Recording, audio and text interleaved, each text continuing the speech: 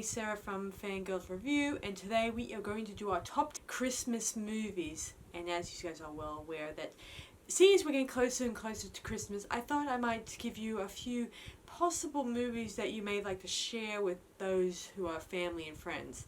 And what better way to celebrate than to watch movies together. So let's dive into it, shall we? So the first movie I'm going to put down to the people who like romance and princes. This one is called A Christmas Prince, and I love this one because it's a franchise and it deals with a girl who goes overseas to be a tutor for her for the queen's daughter, and soon falls in love with the prince. I won't go into details about that one yet because it's too an interesting story, and I want you guys to actually go and sit and watch it yourselves with your special loved one.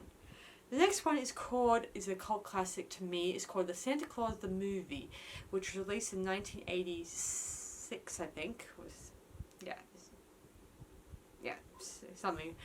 And not to be confused with the Tim Allen, the Santa Claus movie. I don't want you guys getting the wrong idea about which movie is which. And it has been on everyone's minds a lot. A lot of people keep talking about it a lot on social media a lot. So I highly recommend this one if you haven't seen it. So moving on to our next one. It's called The Christmas Tree, which was released in 1996. This one's a really nice story. It deals with the friendship between a person who's part of the government and befriends a nun, and they share a unique bond months before Christmas. And we have she shares an interesting story, and I thought was really touching and romantic and very wonderful. And it's what better way to, as I said before, it's always good to share this type of stuff, as a family when you're watching romance and stuff. So moving on to the next one is called Narrow Escape, and it was released in 1997.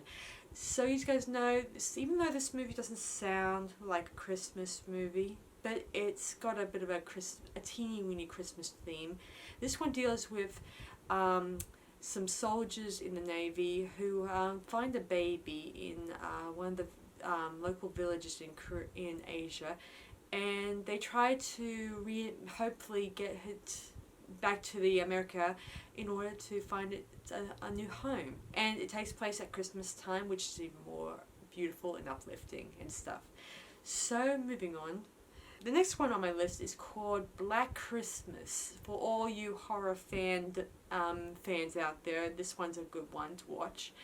And this one is done in 1974. So it's a good one for those who like horror and like whodunits and like to be, gives you a suspense. And in the past we have so far had 2 other remakes of Black Christmas, and I'm not gonna tell you guys what to do with those ones because you don't have to like them or love them. You can make your mind up if you want to watch those ones too. I'm not telling you guys to stick to that particular genre. So the next one on my list is called Silent Night, Deadly Night.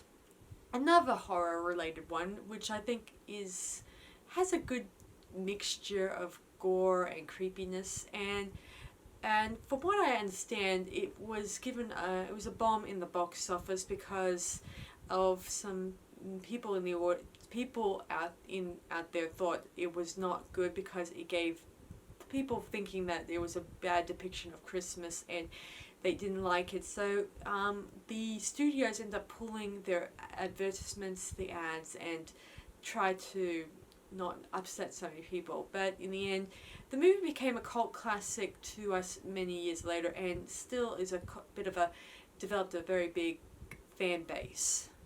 So the next one is well, you guys probably have heard this one so many times and it's not funny. Home Alone, which is has developed a very big fan base and a big franchise from what I understand. And this one I'm referring to is the Macaulay Culkin one with the first one, which I think is a really good one because I love the filming techniques and I love the fact that it's still a movie that sticks out in my mind whenever I think of Christmas and all that. So the next one is called Nightmare Before Christmas, a Tim Burton animation movie, which I think is really creepy in a good way, which kind of not creepy like Silent Night, Deadly Night kind of way, but more of a creepy funniness about it, which is great, obviously. The next one is a Jim Henson, a Muppet movie called The Muppet's Christmas Carol, which is released in 1992, and I think this one is a good one because it's probably one of my favorite of Charles Dickens' adaptations of his Christmas Carol. I think this one is really uplifting. It's it's funny, and I love the feeling about it that's in it. I love that there's a lot of dedicated puppets in this one, and I love the fact it just is wonderful to watch, obviously.